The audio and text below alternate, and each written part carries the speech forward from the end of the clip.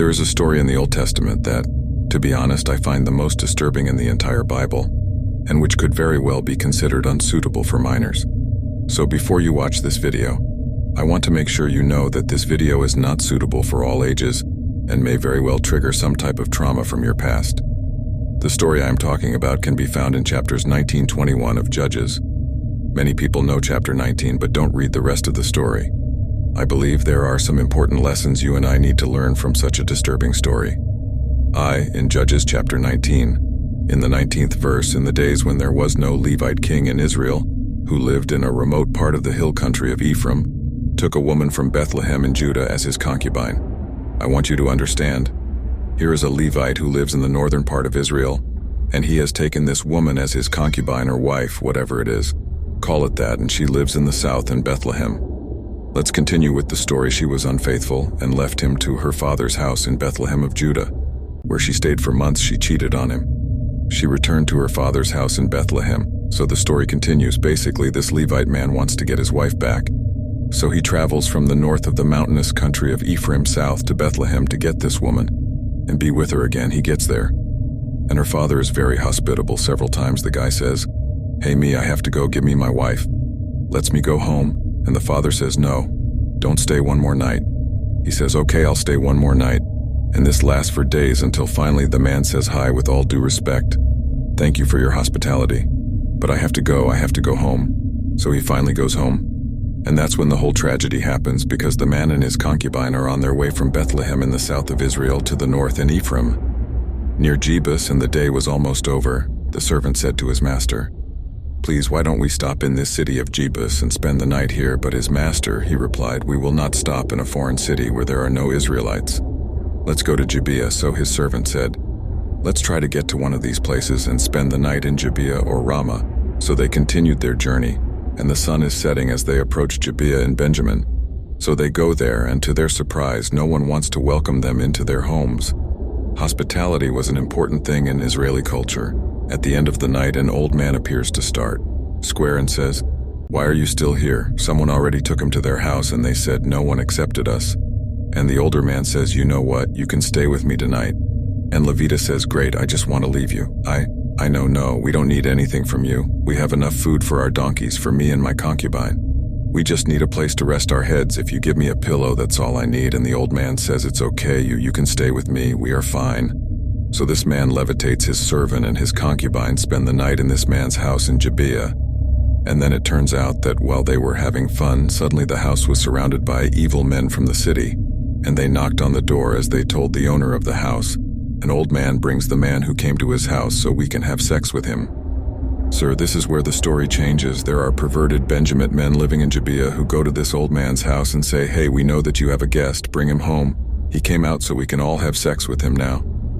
See what happens next. The owner of the house came out and said, "Please don't do this evil, my brothers. After everything he came to my house, don't do this horrible atrocity here.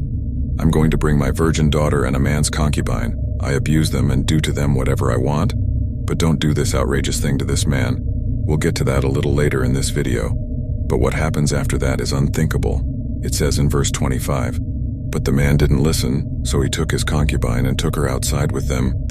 They raped and abused her all night until dawn. Now let her go." My friend, that's why I said that this video could be considered inappropriate for minors and could bring up some things from your past. Because I want you to imagine that here is a group of perverted men, and they take turns having sex with this woman, raping her all night until they finally let them in the morning. And this is what happens to this sad young woman with a woman early in the morning. And the woman comes back, and the next dawn she falls on the doorstep of the man where her master was. Can you imagine that she is so worn out, so beaten, so abused all night by these men that they barely have the strength to go back to this man's house, and they simply collapse on the porch and fall apart? Lie down. See what happens next. It is written here that when their master got up in the morning, he opened the door of the house and went. Continuing his journey, there was a woman, his concubine, collapsed at the door of the house with her hands on the threshold. "Get up," he said, "we leave," but with no response. The woman was abused so much that she died. Notice here it is written that the man put her on a donkey and went home. What will follow is very sad and terrible, but it is like this. When he entered her house, he took a knife, held his concubine, cut him into 12 pieces, limb by limb, and then sent her throughout the territory of Israel. Everyone who saw said nothing of what happened or was seen since the day the Israelites left the land of Egypt so far. Think about it, discuss and talk. This man took his concubine home and cut her into 12 pieces, and to each piece no doubt he attached a letter from his deceased concubine, and he sent another piece of her body to the 12 tribes of Israel with a letter, which told exactly what his own brothers had done. One of the 12 tribes of Israel, the tribe of Benjamin. And when these other tribes saw and read what had happened, they told this woman that nothing like this had happened in our history. Now it's much more in history. In 21, I want you to wait, but here I want to start looking at some lessons that we can learn from this. And the first lesson is that when there is no responsibility in our lives, we have a strong tendency to stray. Look at 19, the chapter of Judges, verse 1, which we read before. But I'll read it again.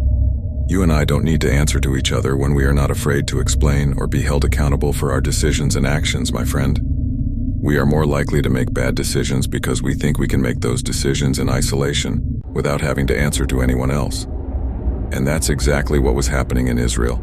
There was no king, there was a law, but the people didn't respect the law, it wasn't enforced, and as a result of what happened, they ended up doing something that I probably never imagined that they would do. The mini lesson I want to cover is to make sure we treat every human being as an image bearer of God. Here's this man saying, you know it would be wrong to do anything you want to this man, but you can do the whatever you want with my daughter and her concubine. Her mindset was that this man's life and virtue were more valuable than her own daughter and this man's concubine that we need to be clear about. And that's why when watching inappropriate websites and things like that, we have to make sure that we don't. If you want to stop watching things online that you know you shouldn't watch, and you know what I'm talking about, I want you to see every girl that you see as bearing the image of God as someone who is your daughter. Imagine if you wanted someone to watch your daughter do the things you see on the screen. But here's the third thing I want to highlight. In this video, the further you and I move away from God, the more vulnerable we become to do things that we never imagined we would do. You will see if you look at the book of Judges as a whole, what you will see is a nation of people who have slowly turned away from God, and what happens in chapters 19. The 21st is the culmination of the turning away from God and shows how far the nation as a whole has turned away from God. And my friend, you and I are no different, because if we don't maintain a close connection with God, we turn away from God. If turning away from God is when we as Israelites find ourselves doing things that 10 years ago, someone would have tried to say we would have done, and we would have been convinced that there's no way we can do these things. There's no way I'm getting divorced. There's no way I'm having an affair. There's no way I'm getting fired from my job because they found me by searching something online. There's no way I smoke weed or whatever. The further away you get from God, the more vulnerable you become to commit this sin now. The story doesn't end in chapter 19, I wish it did. But in reality, it's going to get worse, because what is happening now in chapter 20, there is a civil war between the 11 tribes of Israel fighting against the tribe of Benjamin, because it was the tribe of Benjamin that committed this act of idoto sin against one of their own fellow Israelites.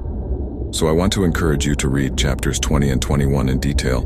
But to summarize, this is a huge battle. Thousands and thousands of lives were lost as a result of this battle on both sides. And in the end, what happened is that there are only 600 Benjamin's men left. So in the chapter 21, the other 11 tribes start to feel bad or feel sorry for the tribe of Benjamin, because they are basically afraid that this tribe of Benjamin will become extinct because there are 600 men alive, but there are no Benjamin women for them to marry. And generating descendants, now they have another problem, because now they are afraid that one of their 12 tribes of Israel will perish now. This leads to my fourth lesson. Every wrong decision we make has consequences that we cannot choose. Even if the other 11 tribes the Benjamites have done wrong to come and actually fight them and kill them was a decision they made, and now they have to pay for the result of that decision, and the Benjaminites also have to pay for the result of their bad decision. Listen, you can choose your sin, but you can't choose the consequences of every decision you make. What you do has consequences, and it's your problem, and I can't choose those consequences. So what happens is these Israelites go and kill a man from this clan called Jabesh Gilead, and there are 400 women who have never been with a man. So they take these 400 women and give them 400 of the 600 Benjaminite men to be sired by these Benjaminites. But what's the problem? Simple math, There were 600 Benjaminite men who couldn't find wives because all their wives were murdered and killed, and 400 of them now have a wife from the clan of Jabesh of Led. So the problem is that there are now 200 Benjaminite men who have no wives, and that's why I said that one bad decision often leads to another, because what happens next is these Israelites basically say, you know what, we all took an oath and said we can't give our daughters to anyone of the Benjamites, but that doesn't say anything about whether they get captured. So what happens is they have to make another bad decision and say, hey, you know what they have to do? The Benjamites send a message and say, hey, look, there's a festival coming up, a party, and basically some of our daughters are going to dance and have fun at these parties. Technically, we can't give you our daughters because we took an oath, but if you find them and kidnap them, that's your problem. If you find and kidnap them, we will be released from that oath, because technically our daughters are you, and you can have a wife and procreate. So they throw this party, and basically these 200 Benjamite men are going to rob and kidnap these women while they are dancing at the party, and take them back as their wives now. I know it's crazy, and I tried to summarize it as quickly as possible, but it's about the fact that one bad decision often leads to another, and all kinds of bad decisions affect other people. Go through this story again and see how many people were negatively affected by a bad decision. Of the men of Benjamin deserved what happened to them, but most of the people in Benjamin had nothing to do with it and died in the battle. The people of Jabesh Gilead also died. The women were then taken from their land and given to these Benjaminites. And so these other women were kidnapped by Benjamin men and taken from their families. All of this happened because of bad decisions. But here is the fifth and final lesson that I want to encourage you today. God has grace for us even in the midst of our most destructive decisions. How the book of Exodus ends, it is written here that the Benjamites did this and took as many women as they needed from the dancing girls they captured. They gave back their inheritance and rebuilt their cities. And at that time, each of the Israelites who returned from there lived in them to their own tribe and family. From there, each one returned to their inheritance. And of course, the last verse of the book of Judges characterizes and describes the entire book of Judges. It says here that in those days there was no king in Israel. Everyone did what seemed right to him, my friend. Although God was gracious in allowing this tribe of Benjamin was rebuilt and repopulated and not extinct, his decisions had consequences. And if you take nothing else from this video, I want to encourage you to understand that every decision, what you and I do, has consequences that often cannot even be measured, and consequences that we cannot choose until the next video. Bye-bye. God bless you.